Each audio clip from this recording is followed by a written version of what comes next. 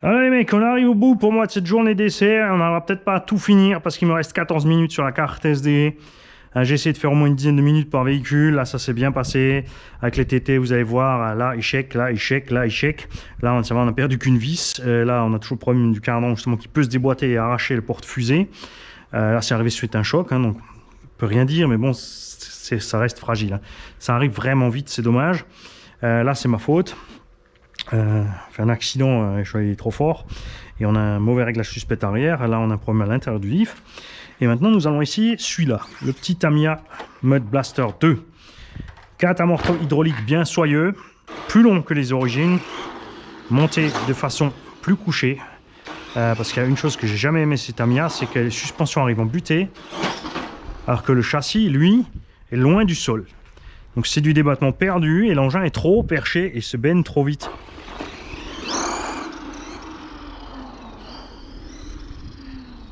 On va commencer tranquille. Tu vois là, regarde, je suis en 3S les gars. Hein? Tu peux pas dire que c'est trop fort. Regarde. Regarde ça. On n'est pas cool là? Performance largement suffisante pour ce type d'engin. Freinage, t'as vu, on bloque pas les roues. Part pas en cacahuète. Tu gardes le contrôle. C'est pas un engin fait pour foncer sur les obstacles, hein. Tu t'arrêtes un peu devant l'obstacle et tu mets ton petit coup de gaz pour...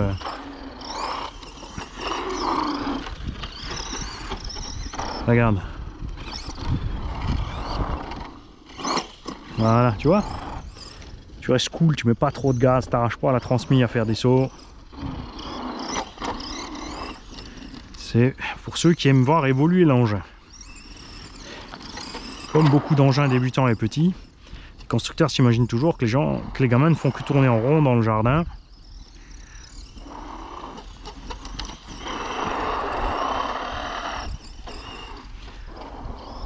Et c'est tellement dommage que c'est livré avec des suspensions à ressort, il y a une tenue de route de merde. Il y a des roulements, enfin des bagues en plastique et en bronze dans la transmise qui étaient obligés de changer plus tard, donc de remettre du budget, de démonter la machine. Tout ça pour le même prix où les autres sont déjà équipés, suspension hydraulique, roulement à billes, brushless éventuellement. C'est dommage. J'aimerais vraiment que Tamiya rentre dans le 21e siècle définitivement. Il faisait quand même des pubs dans les années 80 où ils disaient qu'ils étaient le top du top de la technique de modélisme, performance, le haut du panier quoi. Ça aurait été tellement bien qu'ils ne restent pas dans les années 80. Je veux dire, les amoureux du vintage, ben, ils peuvent toujours acheter les vieux modèles hein, ou les rééditions, mais qu'ils fassent du truc moderne pour les petits jeunes de nos jours.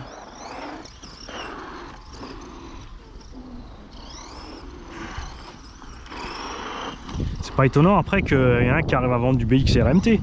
Si tu as ça en concurrent niveau tarif et perf,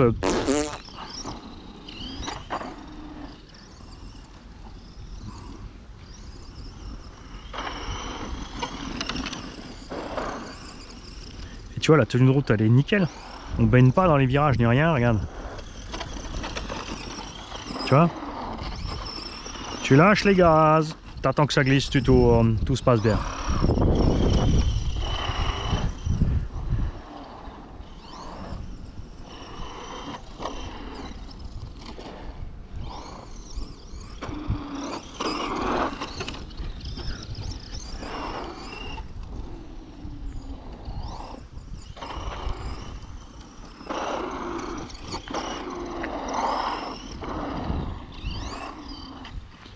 Ah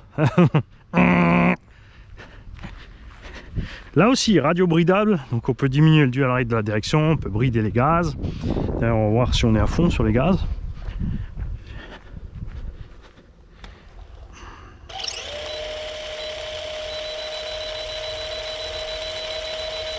Ouais. Petit moteur 3100 kV. Le petit pignon de 18 origine.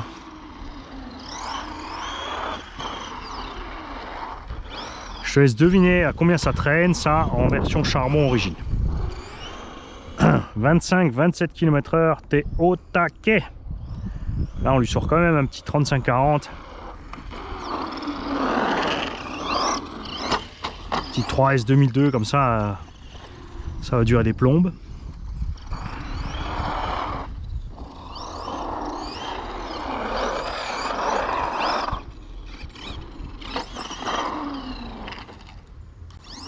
Ce qu'il faut pas faire, avec surtout pas avec du brushless par rapport au, tu vois, c'est ça, marche arrière avant,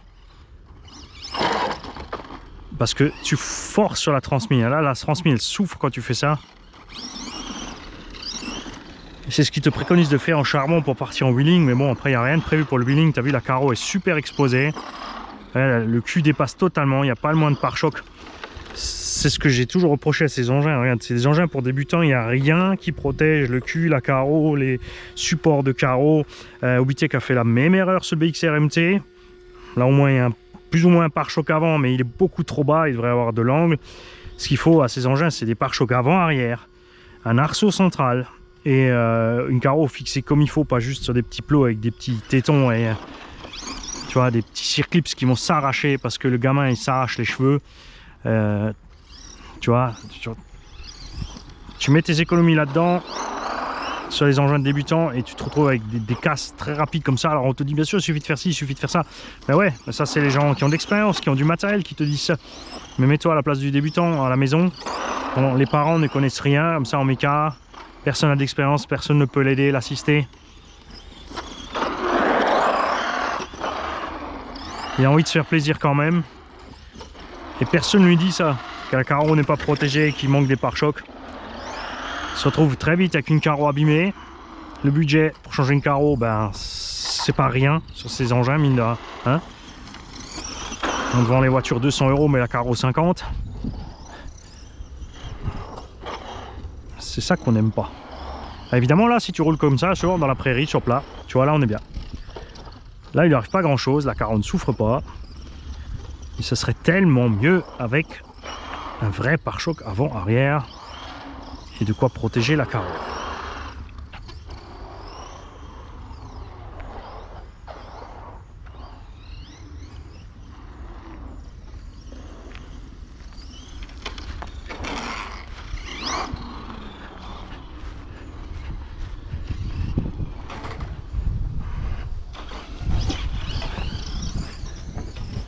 Fais gaffe, évidemment, c'est un 2 roues motrices, tu vois, l'herbe elle est tondue mais déjà un peu repoussée, donc ça le freine déjà. Le moteur mouline, donc tu consommes, tu chauffes parce que tu n'avances pas beaucoup, mais ton moteur, lui, il y va quand même pour avancer. Donc faites gaffe à ça, les mecs. Hein. Bon, en tout cas, je suis content de mon réglage de suspect. Hein.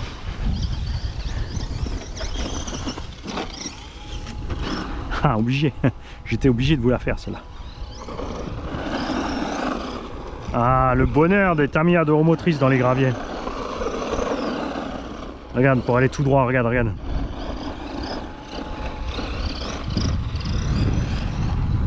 L'enfer sur terre pour aller tout droit, ces engins. Ça, c'est l'autre truc qu'on te dit pas dans les vidéos. Regarde. Regarde, regarde. Regarde comme tu galères à aller tout droit avec ces engins. Ça aussi, on le dit pas aux enfants. Hein?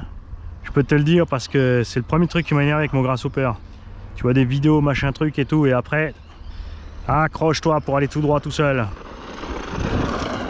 Tu vois, c'est foutu. T'es mort. C'est pour ça que la version 4x4 est quand même beaucoup plus sympa. On va y arriver. Ah. Bon, de toute façon, il remontera pas. Je me fais des films. Je me suis dit qu'il arrivera à remonter, mais il y a trop d'herbe.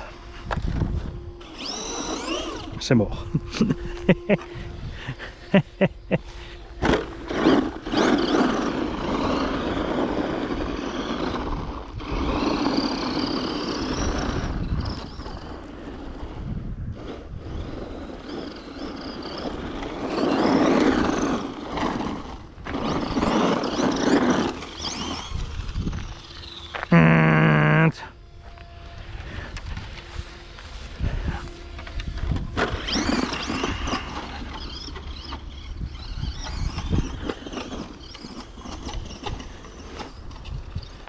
Ah, damned, je m'emporte.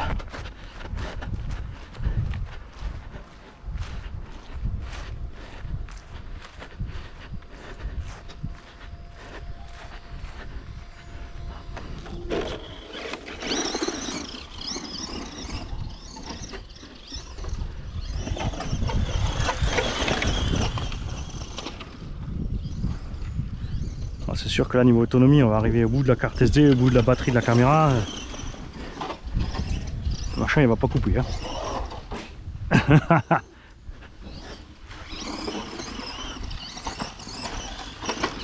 Oh,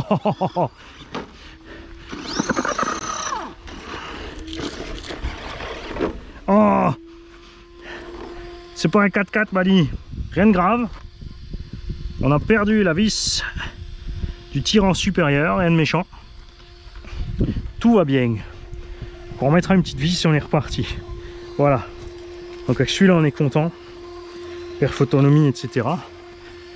Tu éviteras le sable et le gravier, comme tu as pu le voir. Tu t'en sortiras pas dans le sable et le gravier.